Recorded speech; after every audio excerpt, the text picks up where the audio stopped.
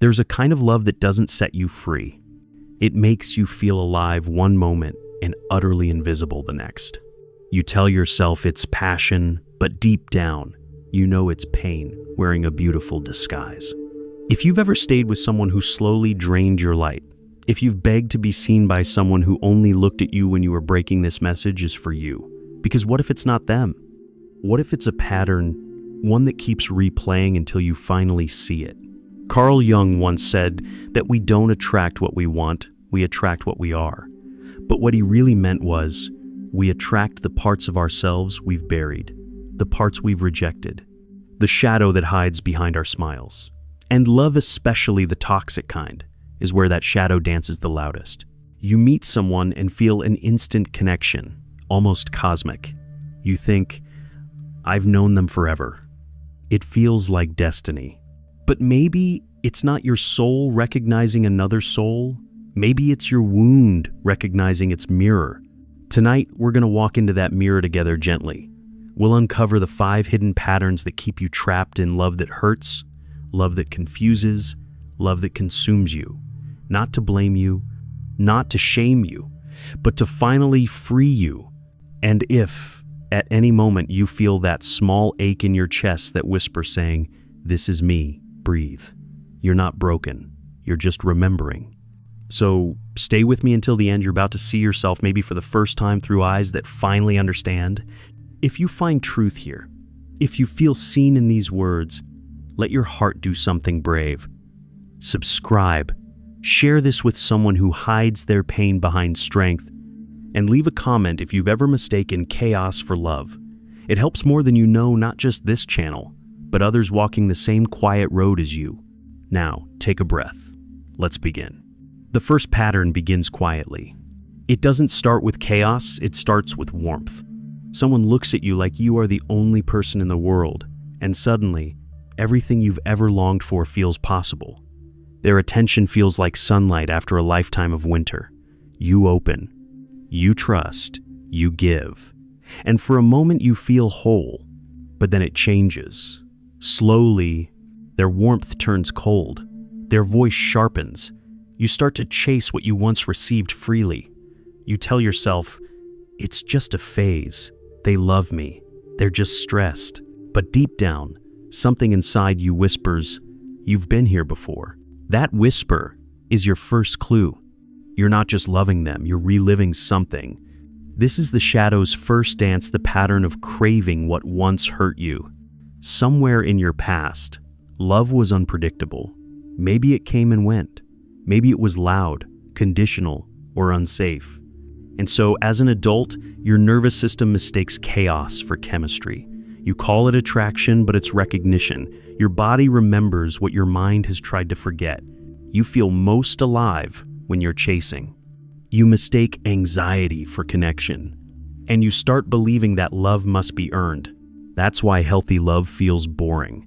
At first, it doesn't match the rhythm of your old pain. It's quiet. It's stable. It doesn't trigger your survival instinct, so your body doesn't feel that wild rush of emotion. But that rush, the highs and the lows, isn't love. It's a wound asking to be healed. Jung would say this is your shadow trying to integrate the unhealed child reaching out through your adult choices. It's not punishment. It's an invitation. Every person who breaks your heart the same way isn't your curse, they're your mirror. They're showing you where you're still bleeding. So before you blame yourself for staying, pause. You didn't choose pain because you wanted to suffer. You chose it because it felt familiar. And we all return to what feels like home, even when home once hurt us. Take a breath. Think of that one person who made you feel both alive and destroyed. Ask yourself, what part of me was I trying to rescue through them? What younger version of me was I trying to save by loving someone who couldn't stay? You'll feel it in your chest when the answer appears. It's not about them. It's never been about them. And the moment you see that, you've already started breaking the spell. Because awareness is the first crack in the pattern, the light that seeps in through the wound. The second pattern hides behind kindness. It wears the face of empathy, generosity, and deep care. You tell yourself, I just love deeply. I can't help it. But beneath that tenderness, there's something trembling, a quiet fear of being left behind. This is the pattern of overgiving, the silent belief that love must be proven through sacrifice. You pour yourself into others, hoping they'll finally see your worth, but they don't. Because when love becomes performance, it stops being connection. You say yes when your heart is screaming no. You make yourself smaller to keep the peace. You call it compassion, but it's survival. And at the end of the day, when you're lying in bed, staring at the ceiling, you wonder why you always feel so unseen after giving so much. You've mistaken self-erasure for devotion. Maybe you grew up being praised for being good, for being quiet, helpful, understanding. You learned early that your needs were too heavy, your sadness too loud, so you became the caretaker, the peacemaker, the healer, the one who makes love safe for everyone except yourself. Carl Jung might say, this is your persona at work, the mask you built to earn belonging. But beneath that mask, the shadow aches. It whispers, when will it be my turn to be loved without earning it? That whisper is the truth you keep swallowing. Because somewhere inside, you believe that if you stop giving, you'll stop being loved. That if you stop fixing, you'll be abandoned. And so, you keep pouring from an empty cup, confusing exhaustion for intimacy. But love that costs your peace isn't love. It's fear in disguise. You don't have to keep proving your worth. You don't have to keep saving people to feel needed. You were worthy before you ever began trying. Take a moment. Breathe in and feel how tired you are. That's not weakness, that's your heart asking for its own compassion. The truth is, people who truly see you will not take your light and leave you in the dark. They will meet you halfway. They will give without you asking. And you'll realize love doesn't need to be earned, it just needs to be received. If this speaks to you, let it sink in. You are not hard to love. You've just been loving in places that couldn't hold you. And the moment you decide to stop overgiving, the ones who only came to take will quietly fade. That's not loss, that's clarity. You'll start to notice how peaceful love can be when you stop mistaking your exhaustion for devotion. The third pattern is the most deceptive of them all because it wears the mask of strength. It looks like independence. It sounds like control. You tell yourself, I don't need anyone. You pride yourself on being unshakable, unbothered, self-contained. But underneath that armor lives a trembling heart that's terrified of needing too much. This is the pattern of emotional avoidance, the shadow of self-protection. You've been hurt before, maybe more times than you can count. Each betrayal, each disappointment, carved a quiet vow into your bones. Never again. So now, you love with conditions. You let people close just enough to taste connection, but never enough to truly be seen. You build walls and call them boundaries. You withdraw and call it peace. You detach before anyone has the chance to abandon you, because leaving first feels safer than being left behind. But the truth is, this isn't freedom. It's loneliness wearing a crown. Somewhere in your story, you learned that vulnerability equals pain, that the ones who were supposed to hold you dropped you. So your mind built a fortress around your heart. And that fortress kept you safe, yes, but it also kept love out. Carl Jung once said, until you make the unconscious conscious, it will direct your life, and you will call it fate. And this is that fate repeating the same story of almost love over and over again. The kind that begins with spark and ends with silence. You find yourself drawn to people who can't stay emotionally open because they feel familiar. You call it chemistry, but it's your own emotional distance reflected back at you. You might even choose partners who seem unavailable, the ones who text you less, love you halfway, or keep you guessing because deep down a part of you feels safer loving someone you can't fully have. Because full love requires surrender, and surrender terrifies the part of you that still remembers being dropped. But healing doesn't mean tearing down your walls overnight. It means learning that you can open the door a little at a time. That safety isn't in control, it's in trust. And not everyone is here to wound you the way the past did. Take a breath. Think of the people you pushed away, not because they were wrong for you, but because they got too close. Notice how your body reacts when someone genuinely cares for you. That urge to retreat? That's not intuition, that's memory. Your heart is not fragile, it's cautious. It remembers everything, but you are the one who gets to teach it something new. So when someone reaches for you with steady hands, try not to run. You don't have to earn that kind of love. You only have to let it in. The fourth pattern is quiet, almost invisible. It hides beneath laughter, beneath perfection, beneath the endless need to appear fine. You smile through pain. You make jokes about your heartbreak. You act like you've moved on, even when a part of you still wakes up at 3 a.m., missing someone who wasn't good for you. This is the pattern of self-abandonment, the art of pretending you're okay, so no one sees your ache. You've learned how to be everything for everyone. You play the strong one, the wise one, the one who never falls apart. And people admire you for it, but admiration is not the same as intimacy. Because no one can truly love you if they've never seen you bleed. You've become so good at holding it together that even you forget how much you're holding. You convince yourself that vulnerability makes you weak. That being too much will push people away. So you edit yourself. You show the world a version of you that's polished, calm, unshaken. But beneath that calm is a storm that never got permission to rage. Maybe you learned early on that your feelings were inconvenient, that your sadness was too heavy for others to carry. So you buried it. You became your own comfort, your own parent, your own savior. And yet, every time someone asks, "How are you?" and you answer, "I'm fine," a part of you aches because what you really mean is, "I'm tired of being strong." Carl Jung spoke often of the shadow, the parts we repress, because they don't fit the image we want to show. But the truth is, the shadow isn't evil. It's just exiled emotion.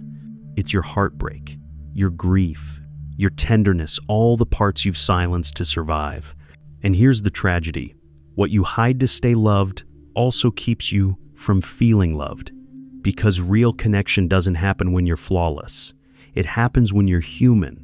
When you let someone see the parts you've judged, the tears you've swallowed, the fears you've denied. You don't need to be fine to be worthy. You don't need to be strong to be loved. You just need to be honest. Sometimes the bravest thing you can say is, "I'm not okay right now." And the moment you speak that truth, the mask begins to fall. You start to feel the world soften around you. The people who can meet you there, they'll stay. The ones who can't, they were never meant to hold you. So breathe. Let the armor crack. You don't need to be perfect to be chosen. You just need to be real. And now we come to the fifth pattern, the deepest, most hidden one. It lives beneath every heartbreak, every cycle, every tear shed in silence. It's the pattern of confusing pain with love, the belief that love must hurt to be real. You tell yourself, if it didn't break me open, it wasn't true. You romanticize the chaos, the longing, the tears. You think passion is supposed to burn, not warm. But what if the fire you keep calling love is actually your own pain, trying to find its way home? You see, when love was once tangled with suffering, when affection came with fear, when tenderness came with tension, your body learned that hurt was proof of love, that only when you ache do you feel alive, that if love feels calm, something must be missing. So you keep finding yourself drawn to the same story, different faces, same ache. You fall for intensity instead of intimacy. You crave the highs and the lows because they remind you of something you once called home. But that home was built on emotional survival. Carl Jung said, "There is no coming to consciousness without pain." And maybe that's why so many of us mistake pain for love, because awakening often begins in heartbreak. But consciousness doesn't mean staying there. It means seeing the wound and choosing not to keep bleeding for it. When you begin to heal, something strange happens. The people who once excited you start to exhaust you. The drama feels heavy instead of electric. You crave peace, not passion. And that peace feels so unfamiliar at first that you almost sabotage it. You text the ex you swore you'd never talk to again. You start arguments just to feel that adrenaline rush. You miss the chaos because stillness feels empty when you've spent years mistaking calm for danger. But slowly, something shifts. You start realizing that love isn't supposed to take your breath away. It's supposed to help you breathe deeper. It doesn't silence your voice, it invites it. It doesn't demand your sacrifice, it nurtures your becoming. And you'll notice that the people who love quietly, consistently, steadily, they start to feel more magnetic than the ones who kept you guessing. That's not boredom, that's safety. That's your nervous system learning that peace is not the absence of love, it's the presence of trust. So if you find yourself still longing for the one who hurt you, don't shame yourself. That longing is just your shadow whispering, I still remember the lesson. But now, you know the difference between craving and connection, between obsession and love, between wounding and warmth. You are no longer dancing with your shadow, you're walking beside it. You've seen the patterns, you've felt the pain, and for the first time, you're not running from it. You're holding it with compassion.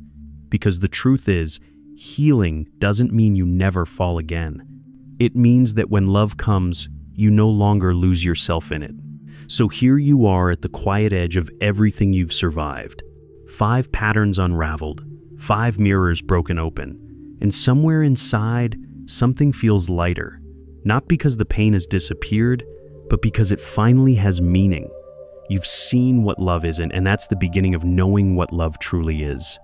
Maybe you're sitting in your room right now, phone in hand, that same ache still lingering in your chest.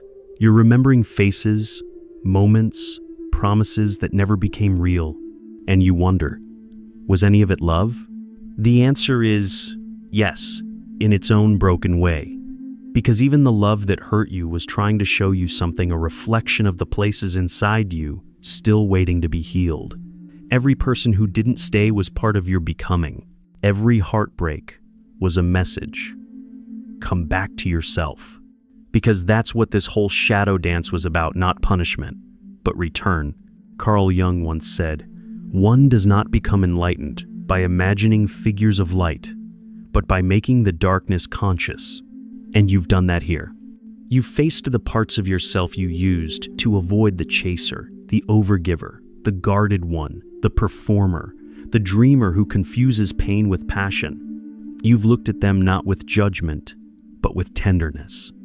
That's how healing happens, not in dramatic awakenings, but in quiet remembering. You might still feel the pull of those old patterns sometimes. That's okay. Healing doesn't mean perfection, it means awareness. You can love deeply without losing yourself. You can stay open without being consumed. You can walk away from love that doesn't feel safe and still wish it well. Because now you understand, love isn't supposed to break you just to make you feel alive. Love is the safety in which you finally come home to your own soul. It's the quiet morning after years of storms. It's laughter that doesn't cost your peace. It's someone holding you, not to fix you, but to remind you that you were never broken. So take this moment to breathe. Place your hand over your heart, feel it beating. That rhythm, that's life asking you to stay open. You're not too much. You're not too late. You're not unlovable. You're becoming. And when you're ready, when someone comes into your life and their love feels calm instead of chaotic, you'll know. You'll recognize it. Not as a spark, but as a knowing. You'll feel it not in your chest racing, but in your body relaxing. That's how you'll know you're free. Thank you for being here, for being brave enough to listen, to feel, to remember. If this journey touched something in you, share it. Let someone else know they're not alone in their pattern. And if your heart feels called, subscribe not out of habit, but out of hope. Because this space exists for souls like yours, tender, tired, transforming. Until next time, may you meet love that doesn't hurt, peace that doesn't leave, and a version of yourself that finally feels safe to stay.